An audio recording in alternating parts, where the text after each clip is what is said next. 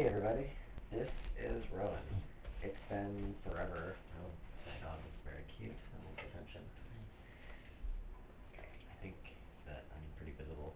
So, it's been forever. God, it's currently June. I got my surgery in January. So, I'm about 6 months post op. And I've been on T for about a year and 4 months.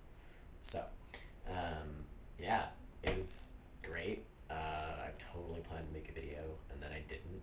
Um, I was busy with school. The recovery wasn't really intense because I was in school at the same time, and then my camera was being weird, and whatever. Here I am today. So I'm about to graduate from my undergrad at Portland State University, and that's pretty cool. And I'm really excited about not going there. Well, actually, I have mixed feelings about that. I really like Portland State, and I kind of want to stay, but it's good to graduate from undergrad and move on with my life. I'll be starting at Chinese medicine school in the fall. Um, Other than that, I'm losing my hair incrementally, but I have noticed the recedingness of this. It's really sad. Apparently, both my grandfathers lost their hair in like their 20s, so I'm fucked. Oh well. And that's what happens when you're hormonally male, so I'll just deal. Um, that's what time does to people and aging and shit. Um, other than that, my transition's been really good. I have been having intense like period cramps towards the end of my T cycle and beginning of the next shot. Um, we're still trying to figure that out. I might get hysterectomy, I might not. It depends on where those end up being. Um, anyway, you probably want to see my chest, so I'll do that. Um, so this is it. I'll come closer to the camera. So, um, here I am. Yeah, so this is my chest. Here's the left side. Here's the right side. Here's the scar on that side. Here's the scar on that side. So, yeah. I had some infection in a couple of places where the sutures weren't dissolving, and I think there's still some. I think they're dissolved at this point, but they took forever to dissolve. And I still have a little infecty thing here. I think it was like a zit that went awry. I don't know. The scars have been sort of, eh. They've been having some issues, but mostly it's been fine. I didn't have any major problems. I felt really fragile for a number of weeks and kind of scared while I was recovering because that's what recovering from a major surgery is like. Um, it's scary. So, you know, that's what it is. As a medical practitioner, it's good for me to have that experience that I understand what my patients are going through when that happens to them. Um, but other than that, no major complications. The nipples healed fine. This one is less ideal than the other. I'll show you that. Here's the left one, and here's the right one. So I think the right one is a little bit more, I mean, it's more circular, but they both look fine. Neither one is, like, creepy. So that's good. Um, let's see. I've been working out a lot, so I have some muscles that are coming along.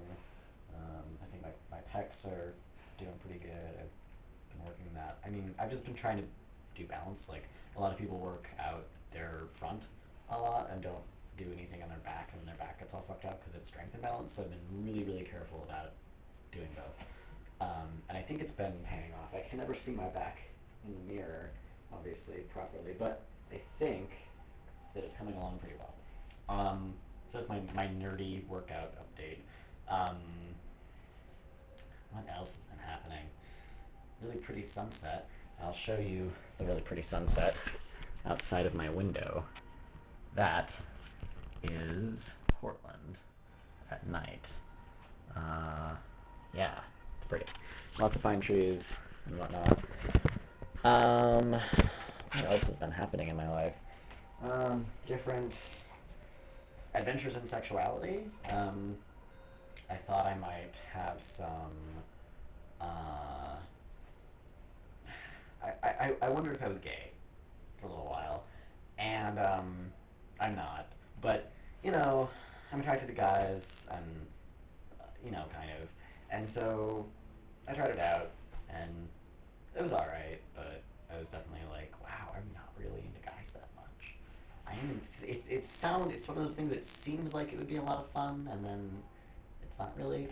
So that's fun. I know a lot of the reason I mention it, other than because this is my video journal thing, is because I know a lot of trans guys when they transition suddenly are attracted to men, and some of them are because, or I don't know the percentage, but some folks are like genuinely gay, and they're like, ah, shit, I'm gay, and then or bi or what have you, and then other folks seem to go through like a phase of being like really interested in the male body, and then they are like, am I gay? Am I not gay? And they turn out not gay. I would love to investigate that phenomenon more, like in a research capacity, because it's highly interesting. But I just went through it, and I'm not like, I don't think I'm like done. I still would say I'm not straight, but that's for a lot of reasons. One, because I don't identify 100% as male. Like I'm more in the middle, but I'm definitely happier being manifesting as male. So for me to identify as straight is a little weird. But also just the cultural things that go along with like straightness. I don't know.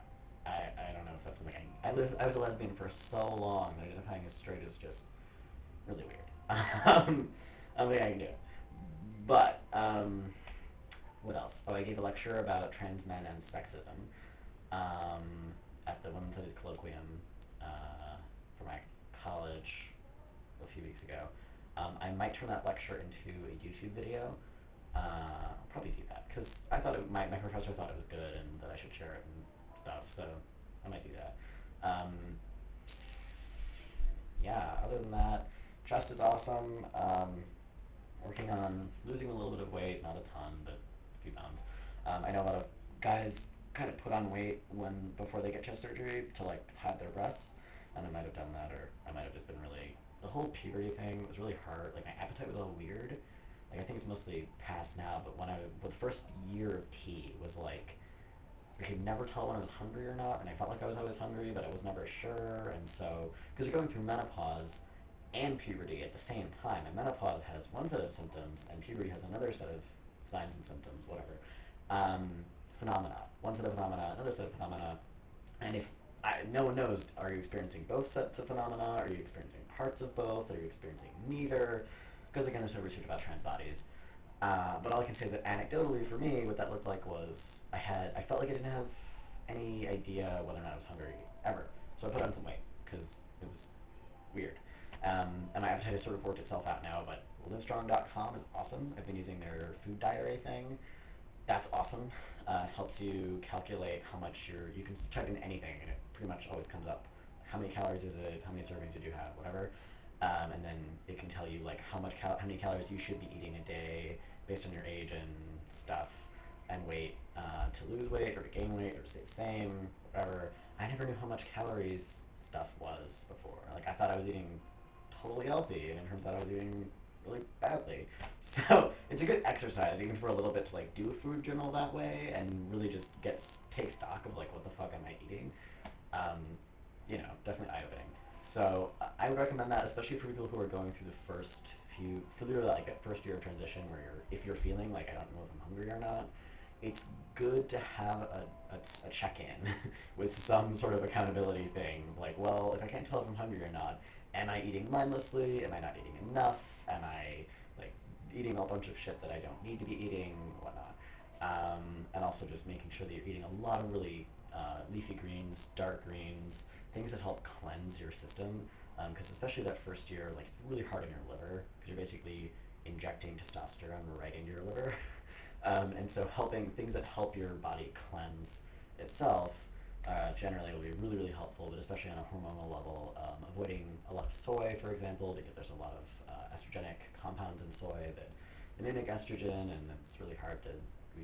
Male puberty, estrogenic compounds. I have ovaries too. Oh my god, what the fuck? Your body's freaking out. I don't know if I can say that on YouTube. Oh, I hope I can. Anyway, yeah, that's pretty much it. Let's see, on the dating front, other than my foray into further acquaintance, which was fun. Anyway, it was alright. Someone I like, I'm friends with, no drama, just hanging out. Whatever.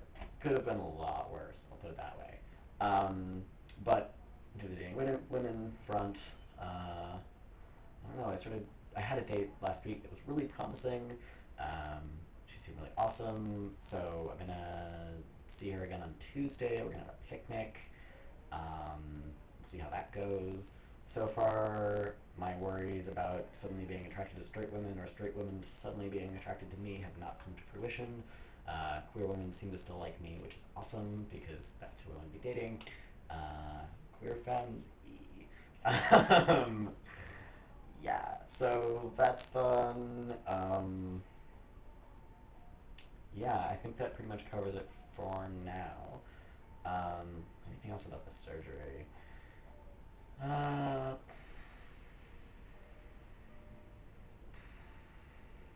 nope, can't think of anything. So until further notice, I will post this and it'll be awesome. You all have a great night, and let me know if you have any questions that I can help with. Just comment on the thing. It'll be cool. All right, goodbye.